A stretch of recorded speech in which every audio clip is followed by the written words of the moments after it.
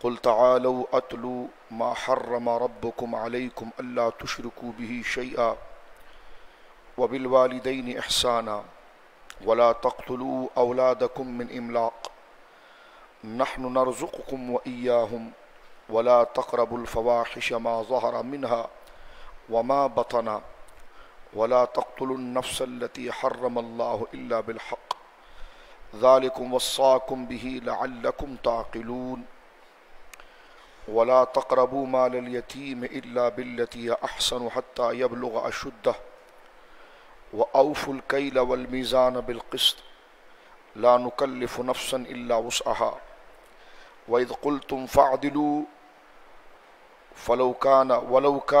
ولو كان ذا قربى وبعهد الله أوفوا ذلكم وصاكم به لعلكم تذكرون آمنت بالله صدق الله العظيم ببرکت ان اللہ ملائکتہ یصلون علی النبی یا ایھا الذین آمنوا صلوا علیہ وسلموا تسلیما اللہم صل علی سیدنا وحبیبنا ومولانا محمد وبارک وسلم صلاۃ وسلاما علیک یا سیدی یا حبیبی یا رسول اللہ کلہم من رسول اللہ ملتمس غرفا من البحر اور رشفا من الدیم مولا صلی وسلم دائما سرمدا علی حبیبک خیر الخلق کلہم۔ اللہ کی حمد و ثنا نبی محترم نبی معظم صلی اللہ علیہ وسلم کی بارگاہ مقدسہ میں انتہائی محبت و عقیدت کے ساتھ درود و سلام پیش کرنے کے بعد تمام تعریف اللہ وحدہ لا شریک کے لیے ہے۔ جمعے کے درس قرآن میں ہم نے سورۃ الانعام کی آیت نمبر 151 سے لے کر 153 تک کی تلاوت کی ہے، اور یہ آیات اسلامی دستور، اسلامی قوانین اور جن باتوں کا اللہ رب العالمین نے ہمیں پابند کیا ہے اور جن باتوں سے اللہ نے ہمیں روکا ہے اس کا ایک مکمل نصاب یہاں ذکر کیا گیا ہے۔ تقریباً 9 چیزیں ان آیات میں ذکر کی گئی ہیں، اور وہ 9 چیزیں وہ ہیں کہ جن کو بندوں پر ممنوع اور حرام قرار دیا گیا ہے، اور ان 9 چیزوں کی جو ضد ہے یعنی جو اس کی مخالف ہے اس کو اللہ رب العالمین جل وعلا نے فرض قرار دیا ہے۔ ہر مسلمان کو چاہیے کہ سورۃ الانعام جو 8واں پارہ ہے اور قرآن کریم کی 6ٹھی سورت ہے، 8واں پارہ اور قرآن کریم کی 6ٹھی سورت ہے، اور اس کی آیت نمبر 151 اور آیت نمبر 152 اور 153، یہ آیات اسلام کے پورے اسلامی قانون، ہماری سوسائٹی کے حوالے سے، معاشرت کے حوالے سے جو اسلام کا ایک قانونی نظم ہے، بیٹھ جائیے ادھر ہی بیٹھ جائیے، لوگوں کی گردنیں نہ پھلائیں گے، بیٹھیں، جو اسلام کا نظم ہے اور اسلام کا قانون ہے اس کو بیان کرتا ہے۔ تمام میرے بھائی اس بات کو غور سے سن لیں کہ جمعے میں جس قدر ہو سکے گا ہم اس پر کچھ باتیں ہم سیکھیں گے، لیکن گھر جا کر رمضان شریف کا مہینہ ہے اور قرآن کا مہینہ ہے، تو ان آیات یعنی یوں سمجھ لیجیے ہمارے لیے ایک ہوم ورک ہے، ان آیات جس کو دیکھ کر ہم اپنے آپ کو میچور کر سکیں اور قرآن کریم کی تعلیم سے استفادہ کر سکیں، ان میں یہ آیتیں جو ہیں یہ قرآن کے قوانین اور اسلامی قانون کیا چیزیں ہم پر اللہ نے لازم کی ہے اس کو سمجھنے کے لیے انتہائی لازم ہے۔ میں پھر ذکر کر دیتا ہوں، یہ 8واں پارہ ہے اور سورۃ الانعام ہے۔ سورۃ الانعام ترتیب مصحف کے اعتبار سے جیسے سورہ فاتحہ، سورۃ البقرہ، سورہ آل عمران، اس ترتیب کے ساتھ یہ قرآن کی 6ٹھی سورت ہے اور یہ 8واں پارہ ہے، اور اس کی آیت نمبر 151 ہے، 152 اور 153۔ یہ پورے اسلامی دستور کو ذکر کرتی ہے۔ اس میں 9 چیزیں ترتیب کے ساتھ ذکر کی گئی ہیں، 9 چیزیں کہ جن سے دور رہنا ہر مسلمان کے لیے لازم ہے، اور جو اس کا اپوزٹ ہے اور جو اس کے مخالف ہیں 9 چیزوں کے، ان چیزوں کو بجا لانا بندے کے لیے فرض ہے اور واجب ہے۔ ارشاد باری تعالیٰ ہے، قل اے حبیبہ فرمائیے، تعالوا اتلوا ما حرم ربکم علیکم، آپ کہیے کہ آؤ میں تم پر تلاوت کروں تمہارے رب کی طرف سے ان چیزوں کو جو اللہ نے تم پر حرام کیا ہے۔ قل تعالوا اتلوا ما حرم ربکم علیکم، آؤ میں تم پر وہ آیات تلاوت کر کے بتاؤں۔ لوگوں نے پوچھا کہ کیا وہ چیزیں ہیں، ہمیں ایک ترتیب سے بتا دی جائے، ہمیں ایک ساتھ بتا دی جائے کہ کیا چیزیں ہیں جو ہم پر حرام اور ناجائز ہیں، اور کیا چیزیں ہیں جو ہم پر لازم اور ضروری ہے۔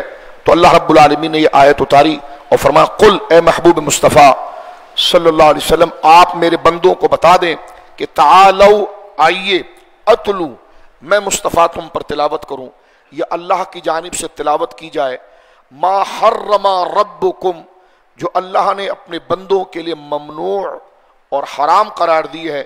ان میں پہلی چیز کیا ہے؟ فرما اللہ تشرکو بہی شیئا، کہ تم اس کے ساتھ کسی کو شریک نہ ٹھہرانا، ایک چیز۔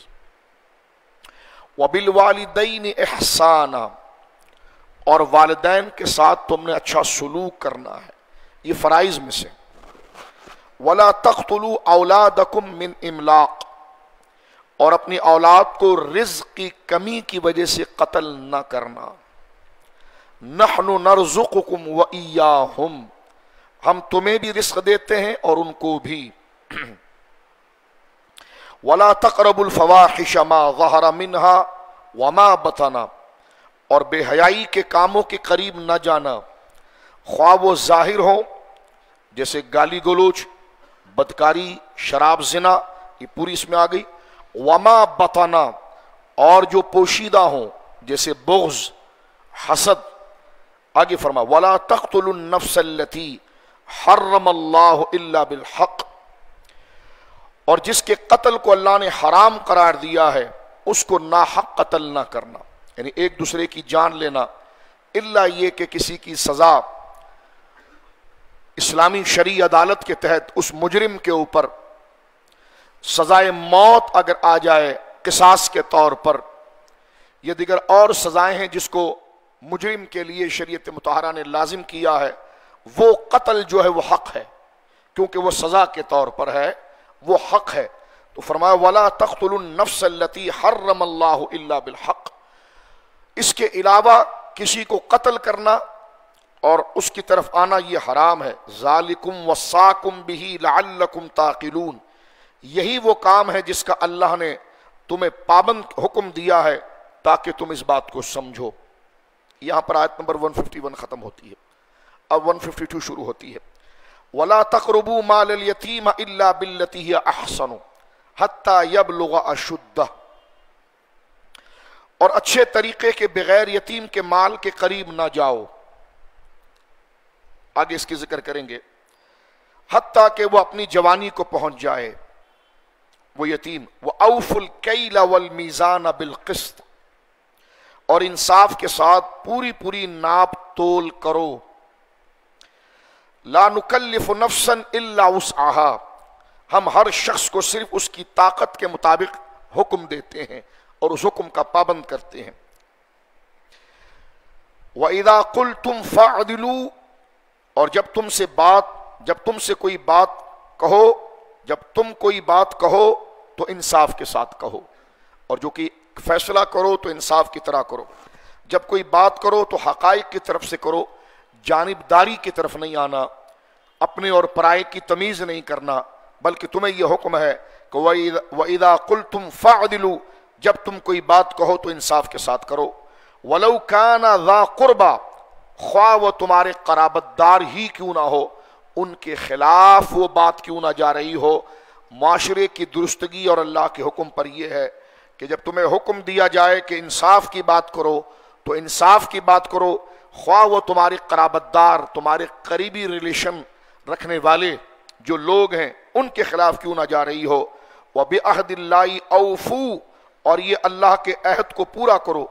ज़ालिकुम वस्साकुम बिही लअल्लकुम तज़क्करून, यही वो उमूर हैं, यही वो बातें थीं जिनका तुम्हें अल्लाह रब्बुल आलमीन ने सख्त पाबंद किया है ताकि तुम नसीहत हासिल करो।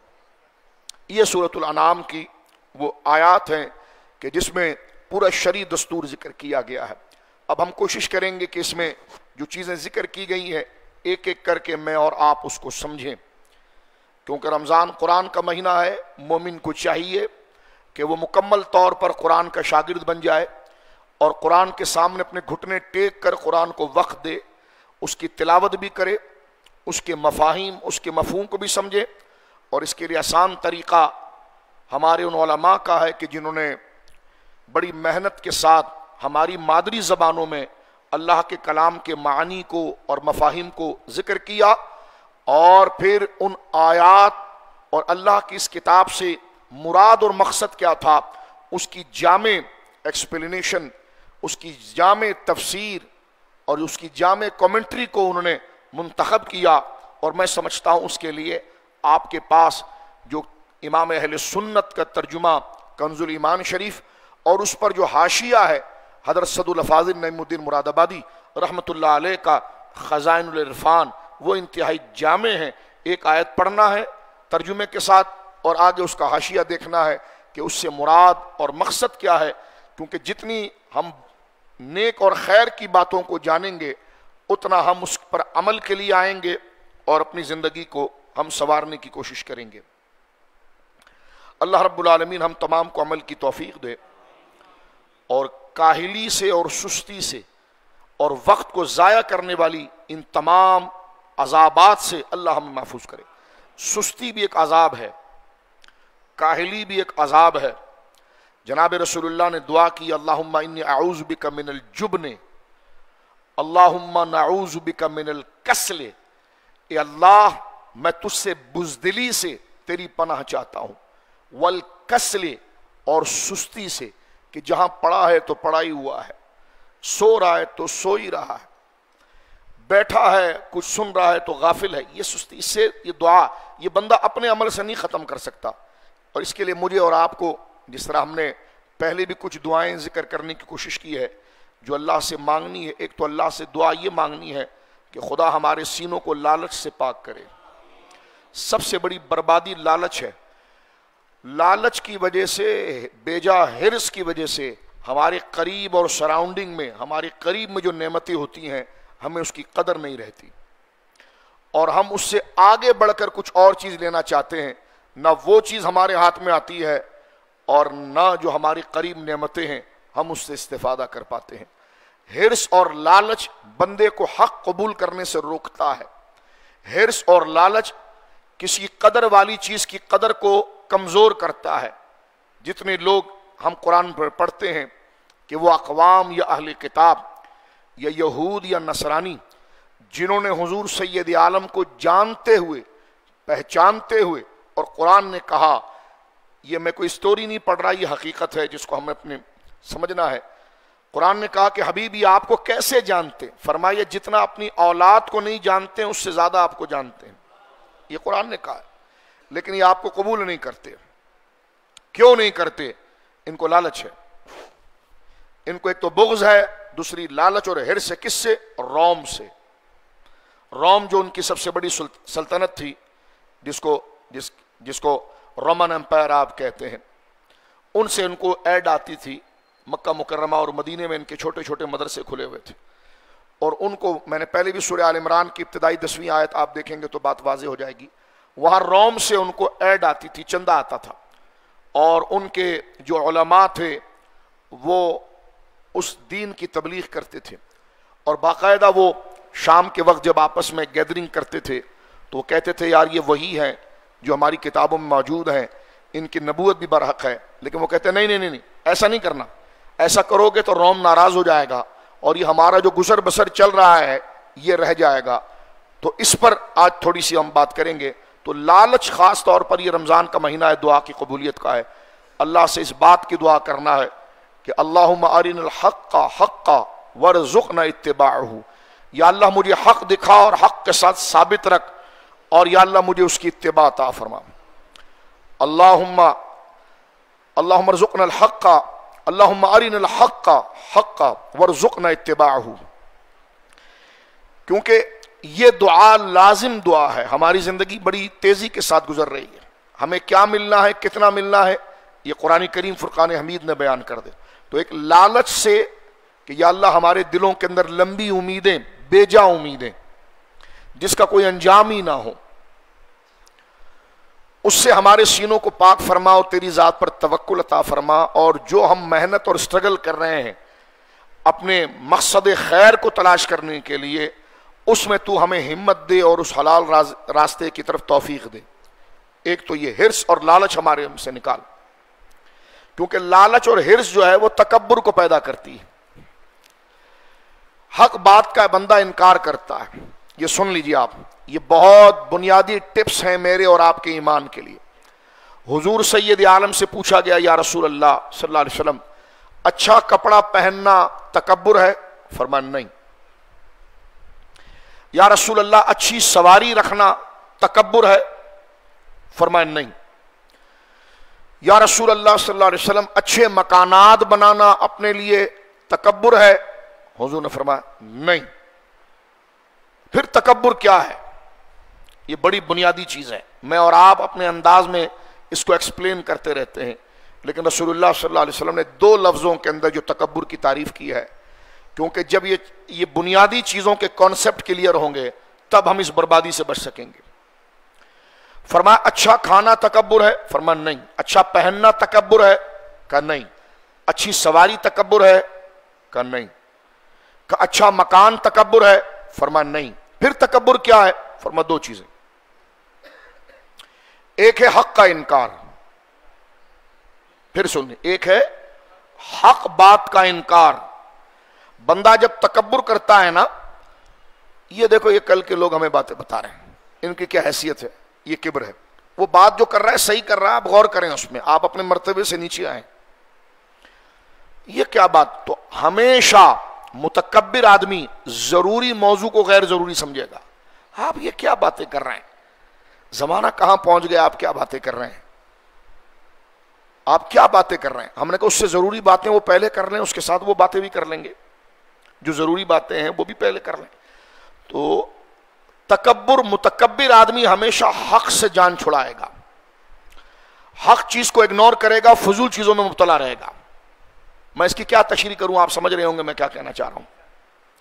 وہ فضول اور غیر ضروری کاموں کے اندر الجھا ہوا رہے گا. وہ ایسی نیکی جس کے بارے میں پوچھا بھی نہیں جائے گا، وہ اس کو فرض درجے تک پہنچائے گا. اور جو ضروری چیزیں ہیں بھائی، اس کو تو چھوڑ رہا ہے تو اس کو کبھی پرواہ نہیں کرے گا اور اپنی مطلب کی بات سننا چاہے گا. لیکن جو قرآن نے ترتیب بنائی ہے کہ پہلے عقیدہ ہے پھر یہ سارے اعمال ہیں، وہ اس کی طرف نہیں جائے گا. تو حضور نے بڑی جامع تعریف کی ہے کہ اب آپ دیکھیں یہود و نصارہ کو حضور کی ذات سمجھ میں آ رہی تھی، لیکن کبر تھا کہ ہم تو بڑی ذات کے ہیں، ہم تو بڑے خاندان کے ہیں، ہم میں تو نبوت ہمیشہ چلی ہے، ہم ان کی بات مانیں گے تو پھر ہماری ناک کیا رہے گی، ہمارا کیا رہے گا. تو تکبر ہمیشہ حق قبول کرنے سے روکتا ہے. اور حق جب بندہ قبول کرتا ہے جب خود کو حق کے حوالے کرے، خود سپردگی لائے. اور تکبر کرنے والا سمجھتا ہے کہ میں، اور دوسری تعریف حضور نے کیا کیا ہے، جو اپنے آپ کو بلند سمجھے اور اپنے علاوہ ہر ایک کو گھٹیا سمجھے. حضور نے فرمایا متکبر قیامت کے دن اٹھے گا تو چونٹیوں کی طرح ہوگا. جتنا وہ گردن اٹھا کے چلتا تھا نا، وہ چونٹیوں کی طرح ہوگا اور لوگوں کے پاؤں کے نیچے روندا جائے گا اور اس کو وہ ذلت ہوگی جب وہ چل رہا ہوگا. یہ تو جب ہے کہ جب ایمان لے جائے. ایمان نہ لے جائے معاذ اللہ، یہ تکبر ایمان تک کو ختم کرتا ہے. بندہ بنیادی عقیدوں کا انکار کر دیتا ہے، بنیادی نظریوں کا انکار کر دیتا ہے، بنیادی باتوں کا انکار کر دیتا ہے، اصل حقائق کو چھوڑ کر دوسری طرف چلا جاتا ہے. تو یہ تمام چیزیں ہیں. لہٰذا ہمیں چاہیے تکبر کو ختم کرنے کے لیے میں اور آپ ہمیشہ اپنے آپ کو طالب علم بنا کر رکھیں، قرآن کا طالب علم بنا کر رکھیں، سنت کا طالب علم بنا کر رکھیں. اور اس علم پر اپنے احسان کو نہ ڈالیں، بلکہ یہ کریں کہ جو بات ہمیں پتہ چل رہی ہے وہی ہمارے لیے ضروری ہے اور وہ ہمارے لیے احسان ہے. اس سے بندے کے اندر کبر جاتا ہے. اور سلام میں پہل کرنا، جیسے حضور نے فرمایا سلام میں پہل کرنا یہ کبر کی ختم ہونے کی علامت۔ اب اس آیت میں دیکھیں 9 چیزیں بیان کی گئی ہیں، مختصر ہم عرض کرتے ہیں۔ پہلی چیز ہے جو بیان کی گئی ہے کہ اللہ کا شریک قرار دینا یہ حرام ہے، ایک چیز۔ ماں باپ کے ساتھ بدسلوکی کرنا یہ 2 چیز یہ حرام ہے۔ اولاد کو قتل کر دینا یہ حرام ہے۔ اب دیکھیں جس طرح کے اولاد کے بارے میں کہ میں اس کو کھلاؤں گا کیا، معاملات کیا کروں گا، اس میں وقفہ رکھنے کی اجازت ہے۔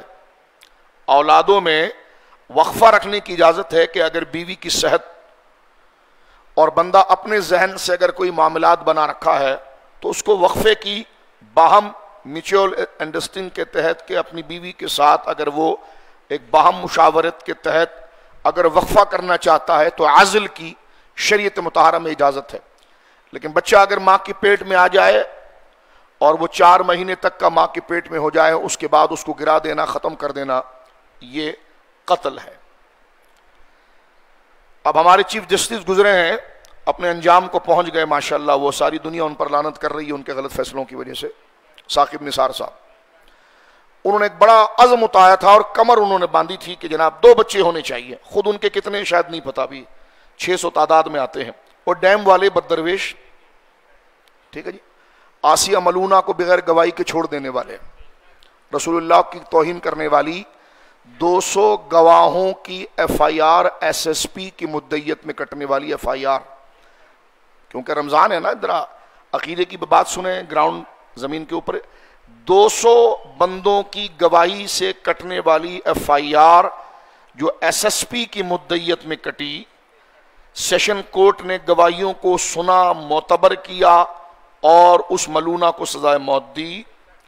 ہائی کورٹ نے سارے گواہوں کو سنا، کئی مہینوں تک ہیرنگ رہی، ایک ایک گواہوں کو مکمل چھان کر پٹخ کر سنا گیا۔ مدعیت ایس ایس پی کی تھی اور اس میں ہائی کورٹ نے بھی یہ میچور فیصلہ دیا کہ جو سیشن کورٹ کا فیصلہ تھا وہ درست تھا، گواہیاں صحیح سنی گئی ہے، معاملات بالکل درست تھے، اور اس مجرمہ نے یقیناً نبی پاک کی توہین کر کے گویا کہ ایک عرب اور پوری انسانیت کی توہین کی ہے۔ لہٰذا جو سزا ہے وہ صرف کاغذ میں لکھنے کے لیے نہیں ہے، باقاعدہ کوئی دہشت گردی، انتہا پسندی، کھیچم کھاچی نہیں، بلکہ ایک ایک گواہ کو سنا گیا اور وہ تحقیق پر پہنچی، رپورٹ ساری موجود ہے، آپ یوٹیوب پر دیکھ سکتے ہیں۔ اس کے بعد ہائی کورٹ نے بھی فیصلہ جاری کر دیا کہ جناب یہ جو ہے مجرمہ ہے اور اسے سزائے موت ہے۔ یہ ٹٹو آیا اور اس ٹٹو نے اپنی صرف برطانیہ کی نیشنلٹی کے لیے گواہوں کو دروازے کے باہر کھڑا کیا، 55 صفحے کا فیصلہ لکھا، 56 صفحے کا 56 صفحے کا فیصلہ لکھا، اور 55 صفحے پر ساری قرآن کی آیات اور حدیثیں لکھی کہ گستاخ رسول جو ہے جو بے ادبی کرے گا اس کی سزا موت ہے، قرآن یہ کہتا ہے، حدیث یہ کہتی ہے۔ 55 صفحے وہ لکھے، آخری صفحے پر لکھا کہ گواہی ثابت نہیں ہوئی ہے، لہٰذا اس کو بری کیا جاتا ہے۔ خدا کی 1000 لعنتیں ہوں اس پر، کیونکہ گناہ کی یہ کوئی ہم گالی نہیں دے رہے ہیں، یہ ہمارا فریضہ ہے، ٹھیک ہے جی۔ تو ایسے ملعونوں کی محبت دل میں رکھنے والا متکبر ہوتا ہے، اور اپنے نبی کے لیے ہر چیز کو لینے والا وہی انکساری کرنے والا ہوتا ہے۔ اس وقت ہم بہت متوازن دھیمے دھیمے انداز میں بغیر کسی جذباتیت کے ہم انصاف کی بات کر رہے ہیں کہ انصاف کا گلا گھونٹا گیا، اب دیکھیں کیسے ذلیل ہو رہے ہیں۔ اور اللہ نے فرمایا تھا کہ انا کفیناک المستہزئین، حبیب ہم تیرے دشمنوں کے لیے خود نپٹیں گے۔ اللہ تمہاری عمر اور بڑھائے ثاقب صاحب، تاکہ تم ایک ایک لمحہ اپنی ذلت دیکھو اور موت کے دہانے پر تم پہنچو، اور پھر میدان محشر میں تم بھی ہوں گے اور ایک طرف پوری امت کھڑی ہوگی اور وہ تم سے پوچھے گی کہ تم نے ہمارے نبی پاک کے ساتھ جو ظلم کیا ہے اس کا حساب تمہیں دینا ہوگا۔ قرآن نے کہا ان الذین یؤذون اللہ ورسولہ لعنہم اللہ فی الدنیا والآخرہ، جو اللہ اس کے رسول کو تکلیف پہنچاتے ہیں خدا انہیں دنیا میں بھی لعنت کرتا ہے اور آخرت میں بھی لعنت کرتا ہے۔ دنیا کی لعنت تو آپ دیکھ رہے ہیں، ان کی پوری ٹیم پر کیا لعنت برس رہی ہے۔ سبحان اللہ وبحمدہ، سبحان اللہ العظیم۔ تو پہلی چیز کیا ہے جناب؟ شرک نہیں کرنا، ٹھیک ہے جی۔ دوسری چیز ہے کہ ماں باپ کے ساتھ بدسلوکی نہیں کرنا۔ تیسری چیز ہے اولاد کو قتل نہ کرنا۔ چوتھی چیز ہے بے حیائی کے کام نہ کرنا، چاہے وہ ظاہر میں ہو، جیسے بے حیائی کے کام گانا بجانا۔ حضور نے فرمایا گانا بجانا زنا کا منتر ہے۔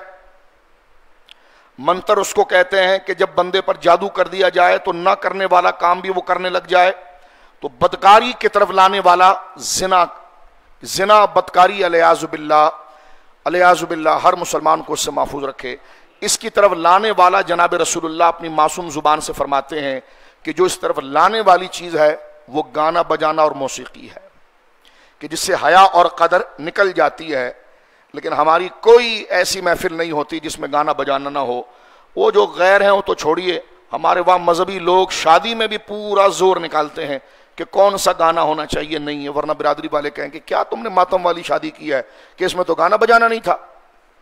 اس کا حساب اللہ کو دینا پڑے گا، یہ مجھے اور آپ کو یہ بیان کیا گیا۔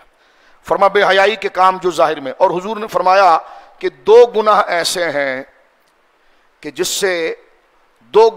ہیں جس کو اللہ رب العالمین پہلے اس بندے کو دنیا میں عبرت کا نشان بناتا ہے، الیاذ باللہ۔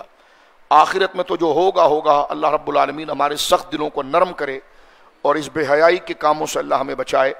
اللہ ہر گناہ کو، سن لیجیے آپ، میں اور آپ دونوں اس میں شریک ہیں، ہم ماحول میں زندہ ہیں، کان کھول کے سن لیں اس بات کو، اللہ ہر گناہ کو مؤخر کرتا ہے، اس کے سزا کو ڈیلے کرتا ہے۔ لیکن دو گناہ ایسے ہیں جو معاشرے کا سب سے بڑا فساد ہے۔ اللہ کو جو بندہ پسند نہیں ہے نا، وہ ہے جو اس کی پیاری کائنات کے اندر فساد پیدا کرے۔ سوسائٹی کا فساد کیا ہے؟ ایک دوسرے کے حق پر ہاتھ ڈالنا، ایک دوسرے کی عزت کو پامال کرنا۔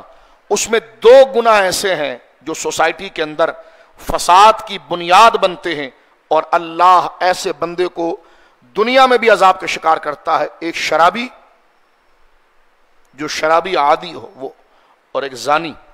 یہ دو ہے، ابو داؤد شریف کی حدیث ہے کہ ان کو دنیا میں عبرت کا نشان بنایا جاتا ہے، ان کی دولت سمیٹ لی جاتی ہے، ان کی عزت سمیٹ لی جاتی ہے، ان کے دوستوں کو ان کا دشمن بنا دیا جاتا ہے۔ اللہ رب العالمین جل والا محفوظ فرمائے، ہم تنقید کے لیے نہیں، اللہ سے ڈر کر یہ بات کر رہے ہیں کہ یہ سزائیں بیان کی گئی ہیں۔ تو فرمایا یہاں پر کہ بے حیائی کے کام جو ظاہری ہو، جس میں فحاشی، زنا، نگاہ بد، غیر محرم عورتوں کو دیکھتے رہنا، غیر محرم عورتوں کو موبائل پر ان کی تصویریں دیکھتے رہنا، الیاذ باللہ۔ اس کے بارے میں تو صوفیہ یہ فرماتے ہیں کہ بندے کو اس وقت جو آنکھوں سے گناہ کا عادی ہوگا، اسے مرتے وقت کلمہ نہیں ملتا۔ یہ سزاؤں میں سے، الیاذ باللہ، کیونکہ دل کو اصلاح دینے والی دو چیزیں ہیں، قرآن نے کہا ہے سورہ بنی اسرائیل میں، ایک آنکھ ہے اور ایک کان ہے۔ یہیں سے اصلاح کا راستہ دل کو پہنچتا ہے۔ آنکھیں جو دیکھتی ہیں دل میں وہی ارادے پیدا ہوتے ہیں، کان جو سنتا ہے دل میں وہی ارادے پیدا ہوتے ہیں۔ قرآن نے ذکر کیا ہے سورہ بنی اسرائیل میں کہ ہم آنکھ اور کان سے پوچھیں گے، یہ دونوں اللہ کی بارگاہ میں مسئول ہے۔ پوچھا گیا ان سے کیوں پوچھا جائے گا؟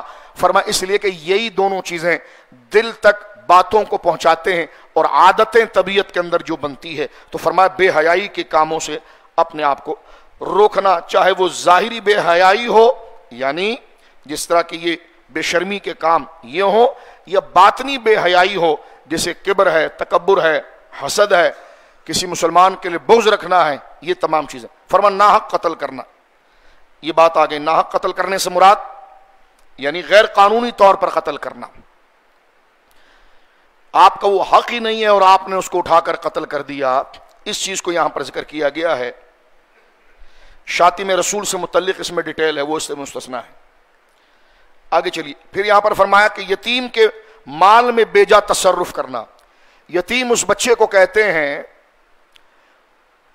ہمارے وہاں تھوڑی نادانی میں یہ ہوتا ہے کہ عمر زیادہ ہو جائے، اللہ والدین کو زندگی دے، والدین کا انتقال ہو جاتا ہے تو بندہ کہتا ہے میں یتیم ہو گیا۔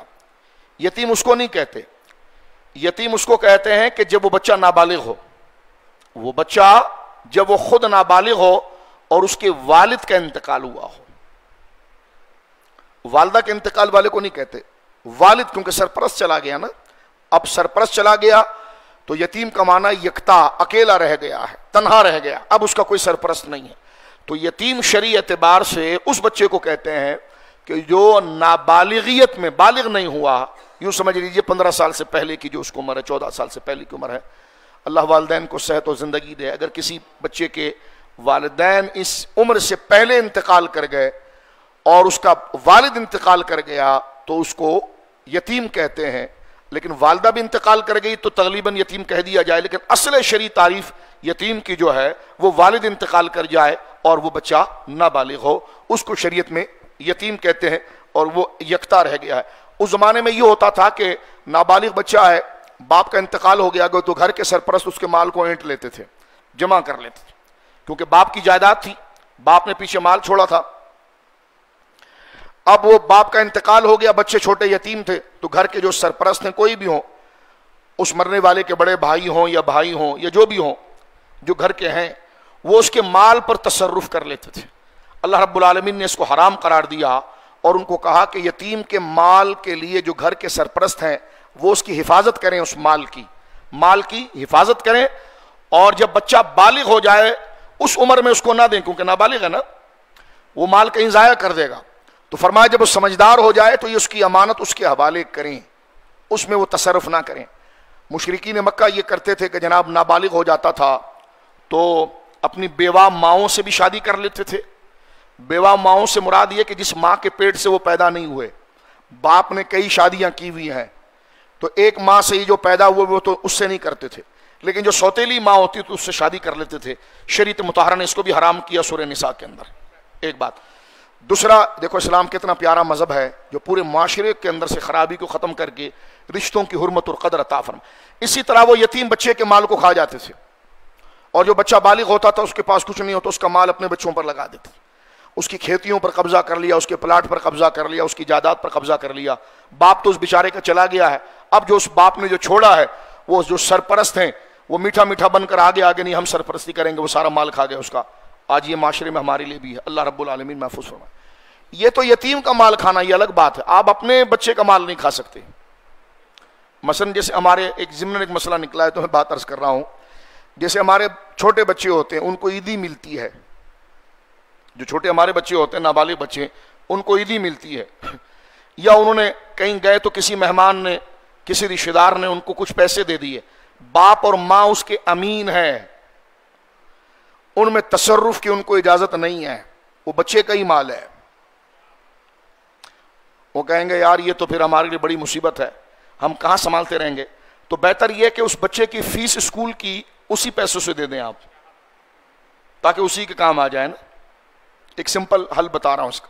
اس کے لیے جب شاپنگ کریں گے نا عید کے اندر، جوتے خرید رہے ہیں، کپڑے خرید رہے ہیں، تو جو اس کی پرانے یعنی جو پورے سال کا اس کا جو گفٹ جمع ہوا ہے اسی پیسے سے اس کے کپڑے خرید لیں آپ، تاکہ اس کا پیسہ اسی پر لگ گیا، آپ اس کو استعمال نہیں کر سکتے۔ یہ ہے دین اسلام، ہر ایک کے حق کی ایسی حفاظت کرتا ہے۔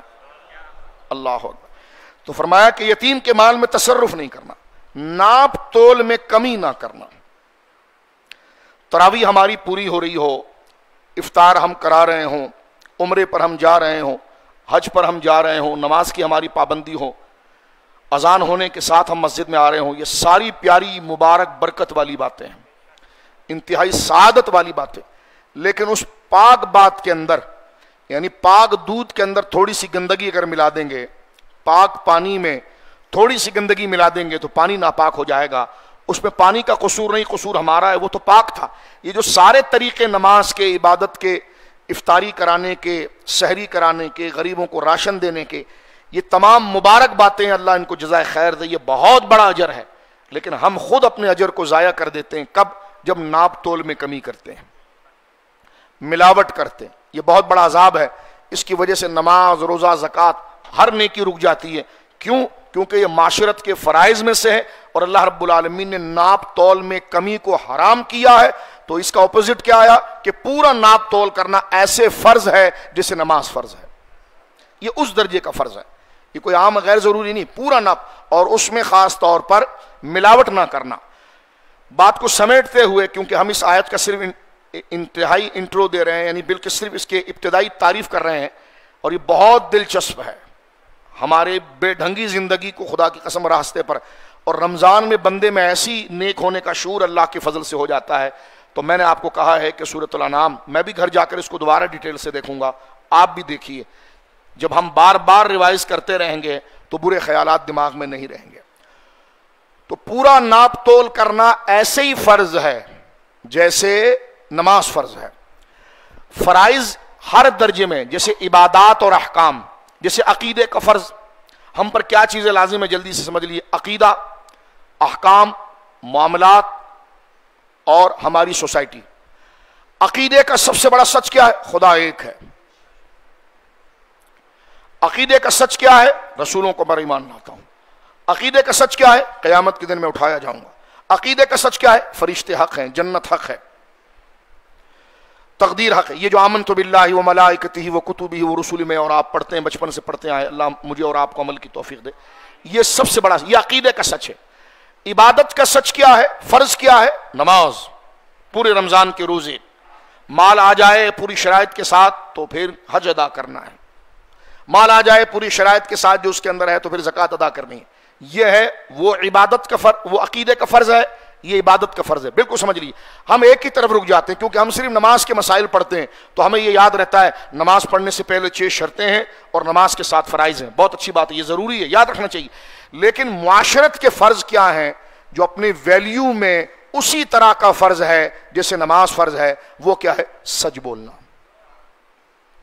ہر حال میں سچ بولنا. اپنی بیوی سے سچ بولنا، بچوں سے سچ بولنا، بہنوں سے سچ بولنا، بیٹوں سے سچ بولنا، محلے والوں سے سچ بولنا، جھوٹ نہیں بولنا. یہ سچ بولنا کیا ہے؟ یہ آپشنل نہیں ہے کہ نماز تو میں نے پڑھ لی ہے نا، نیند کو چھوڑ کر میں گیا ہوں، فجر کی نماز پڑھ کے آیا ہوں، یار اتنی بڑی نیکی میں نے پڑھا تو لہٰذا اگر جھوٹ بھی بول دوں تو کام چلے گا. نہیں، یہ اسی درجے کا فرض ہے جیسے تیرے لیے فجر کی نماز فرض تھی. کاش یہ بات میں اور آپ سمجھیں. شرم اسی طرح فرض ہے جیسے رمضان کے روزے فرض ہیں. شرم و حیا ایسے ہی فرض ہے. ہم سمجھتے کہ نماز پڑھ لیا موبائل میں کچھ بھی دیکھتے رہیں. نماز نہیں چھوڑنا جناب، نماز کا بہت گناہ ہے کیونکہ نماز فرض ہے. بالکل میرے بھائی، نماز فرض ہے. جس طرح نماز چھوڑنا جہنم کا کام ہے اور نماز پڑھنا جنت کا ہے، فرض ہے، اسی طرح بے حیائی کا مشاہدہ کرنا اسی درجے کا حرام ہے جسے نماز چھوڑنا حرام. کب میں اور آپ یہ بات سمجھیں گے؟ یہ اس درجے کی بات. تو قرآن کریم نے اس بات کو ذکر کیا کہ ناپ تول پورا کرنا. حضرت شعیب علیہ السلام کی قوم کی ایک عادت تھی. آج گرمی بہت سخت ہے جمعے میں، اس لیے ہمیں ڈرنا چاہیے میرے دوستوں بزرگوں. سارا ٹائم ہم صرف یہ نہ دیکھتے رہ جائیں کہ ٹیمپریچر کتنا تھا ایک دوسرے کو. آج بڑا ٹیمپریچر تھا کہ جناب 35 تھا لیکن تپش بہت تھی. اس نے کہا نہیں آپ نے غلط دیکھا ہے، 38 تھا. انہوں نے کہا آپ نے کہا میں بالکل تازہ ترین دیکھ کر رہا ہوں 42 تھا. میں نے کہا بالکل اس ریس میں ہم رہیں، کوئی غلط بات نہیں کہ 42 تھا یا 41 تھا یا 48 تھا. یہ تمام چیزیں اپنی جگہ پر ہیں، لیکن ہم اس کے پیچھے بھی دیکھیں کہ اس میں جہاں جو آزمائشیں وہ کیا ہیں. ان میں سے ایک آزمائش یہ ہے جو ہمیں قرآن میں حضرت شعیب علیہ السلام کے عمل کی ملتی ہے، ان کی امت کی. ان کے امت میں جو غلط لوگ تھے وہ بڑے بیپاری تھے، تاجر تھے، اور وہ کیا کرتے تھے؟ وہ ان کے اندر 2 خرابیاں تھیں. ایک تو یہ تھی کہ وہ اپنا گھٹیا مال بڑے اچھی پیکنگ کے ساتھ بنا کر قیمت میں بیچتے تھے. کیپٹلزم ہے جناب، کیپٹلزم. سوشلزم کی لعنت سے آپ نکل آئے. کیپٹلزم، اپنا مال بیچو جیسا بیچو. اسلامی معیشت اس کو لات مار کے ادھر پھینکتی ہے. گورا اس طرف آتا اس لیے نہیں ہے کیونکہ اسلامی معیشت میں عدل ہے، قانون ہے، سزائیں ہیں، اخلاق ہے. گورا کہتا بس مال بیچو، غریب سے اب رو رہے ہیں یہ تو ایسا نہیں ہونا چاہیے نا کہ غریب غریب تر ہو جائے، امیر امیر. تو میں نے کہا تم نے جو اس سوشلزم کا جو سسٹم دیا ہے یہی وہ خبیث سسٹم ہے کہ جس کی وجہ سے کبھی بیلنس نہیں ہو سکتا. اور یہ کرپشن کیوں پھیلی ہے؟ اسی سسٹم کی وجہ سے. کیوں آپ کے بڑے لوگ بک جاتے ہیں؟ اسی سسٹم کی وجہ سے. جو معاشیات پڑھتے ہیں وہ سمجھتے ہیں کہ اس سسٹم میں خرابیاں کتنی ہے. اسلام کی معاشیات کو اس کے ساتھ اگر آپ کمپیر کریں تو فروخت، خرید فروخت، نفع اس میں بھی اتنا ہی ہے، لیکن اس میں جو خاص طور پر جو قیودات ہیں وہ معاشرے کو ڈس بیلنس نہیں ہونے دیتی. تو اب آپ دیکھیں کہ کیپٹلزم بیچتے جاؤ، وہ یہی کرتے تھے. وہ اپنی گھٹیا چیز کو، جیسے مٹی ہے اس کو اتنے بہترین انداز میں ریپر چلایا، اس کو بڑی خوبصورت لکھائی کی، اور پھر اس کا کمرشل ایسا بنایا کہ جناب ایک ادھر گھوم رہا ہے ایک ادھر گھوم رہا ہے، اور بندہ جو ہے کہ وہ دیکھ رہا ہے، وہ نہ چاہتے بھی کمرشل کو دیکھ کر اس کا دل کہا مجھے وہی دے دیجیے ذرا آپ. دکان والے کو کہیں یہ جھوٹا پورا ماحول ایک بنا کر اس کے سامنے ایسا ہوتا ہے نا، طبیعت کو برانگیختہ کرنے کے لیے. تو وہ کیا کرتے تھے شعیب علیہ السلام کی قوم جو تھی، میں اس طرف ہٹ نہیں کر رہا جہاں چیزیں صحیح ہیں لیکن اکثر چیزیں بیکار ہے، بعد میں کہتے جناب آج کل جو ہے وہ غلط رپورٹ آئی ہے کہ یہ خوراک ٹھیک نہیں تھی، اب یہ خوراک ٹھیک ہے۔ ابھی بہت ضروری ہے کہ ہیلمٹ پہننا بہت ضروری ہے، ہیلمٹ ضروری ہے کیونکہ وزیر صاحب نے اسٹاک اٹھایا ہوا ہے، اور پھر 2 مہینے کے بعد ہیلمٹ بالکل ختم ہے، وہ جو ٹریفک حوالدار ہے وہ خود بھی ہیلمٹ نہیں پہن رہا، تو ایک مہم، ایک رومر چلتی ہے اس میں، ٹھیک ہے جی، اس کو آپ میرے سے زیادہ بہتر سمجھتے ہیں۔ اور پھر تنقید کس پہ؟ اسلام دقیانوسی نظام ہے۔ میں نے کہا اسلام گریبان سے پکڑتا ہے مجرم کو، اور وہ کرسی پر بھی ہونا تو اس کو گردن سے پکڑ کر عدالت میں لاتا ہے، یہ تمہیں چاہیے نہیں، 500 ارب روپے کھاؤ پھر گنگا میں نہا کر پھر وزیر بن کے سندھ میں آ جاؤ، یہ ایک الگ نظام ہے۔ لیکن اسلام پر تم تنقید کرو گے تو پھر ہم آپ کے جامع تک پہنچیں گے نا، لباس تک پہنچیں گے، کیونکہ یہ ہمارا حق ہے، کیونکہ ہم مسلمان ہیں۔ اب آپ دیکھیے شعیب علیہ السلام کی قوم کا کیا حال تھا کہ وہ اپنی گھٹیا چیز کو بیش بہا قیمت کے ساتھ بیچتے۔ اگلا سونا لے کر آیا، قیمتی چیز لایا، ارے یہ تو بیکار ہے، یہ تو یار کوئی 4 روپے کی نہیں لے گا، چلو میں تم پر احسان کرتا ہوں 3 روپے کی دے دو۔ اگلے کی قیمتی چیز کو گھٹیا بنا کر لینا، اپنی گھٹیا چیز کو قیمتی بنا کر بیچنا اور ملاوٹ کرنا، یہ شعیب علیہ السلام کی نافرمان قوم میں سے کچھ لوگ تھے۔ اللہ رب العالمین نے ان پر عذاب لایا گرمی کا، اتنی شدید گرمی ہوئی، اللہ معاف فرمائے، قرآن کہتا ہے، یہ اللہ کا سچا کلام کہتا ہے میرے دوست، اتنی شدید گرمی ہوئی کہ اپنے گھروں سے بھاگے، وہ گھروں میں رہ نہیں سکتے تھے، جیسے آگ چھت سے آ رہی ہے۔ انہیں دور ایک کالا بادل کا ٹکڑا نظر آیا، انہوں نے کہا یار یہ اتنا بڑا جو بدلی جا رہی ہے اس کے نیچے ضرور پہنچیں گے تو ہمیں سایہ ملے گا۔ وہ سب جا کر اس کے اوپر کھڑے ہوئے، ان کو بار بار شعیب علیہ السلام نے سمجھایا تھا، جو وہ کھڑے ہوئے تو اللہ فرماتا ہے ہم نے اس سے آگ برسائی اور جتنی قوم تھی سب کے سب غرق ہو گئی۔ تو یہ چیز ہے گویا کہ ناپ تول میں کمی کرنا حرام ہے، ناحق بات کرنا، غیر انصافی بات کرنا کہ نہیں یہ ہمارا برادری والا ہے، یہ ہماری جماعت والا ہے، ناحق بات کرنا، حق کا ساتھ نہ دینا، یہ حرام ہے۔ تو فرض کیا ہوا؟ حق بات کرنا۔ اور آخری میں ہے کہ جو اللہ سے تم نے عہد کیا ہے اس کو پورا نہ کرنا یہ حرام ہے، اور اللہ سے جو عہد کیا ہے اس کو پورا کرنا یہ حلال ہے۔ لہٰذا آج کا صرف یہی تعارف تھا۔ میں آخر میں بات ختم کرتے ہوئے عرض کرنا چاہتا ہوں آپ تمام بھائیوں کی خدمت میں کہ یہ سورۃ الانعام ہے، مل کر ایک دفعہ ثواب کی نیت سے کہتے ہیں، سورۃ 8واں پارہ، آیت نمبر 151 سے لے کر 154 تک کا، 153 154 تک ہم چلے، 151 152 153 تک ہی آ جائیں۔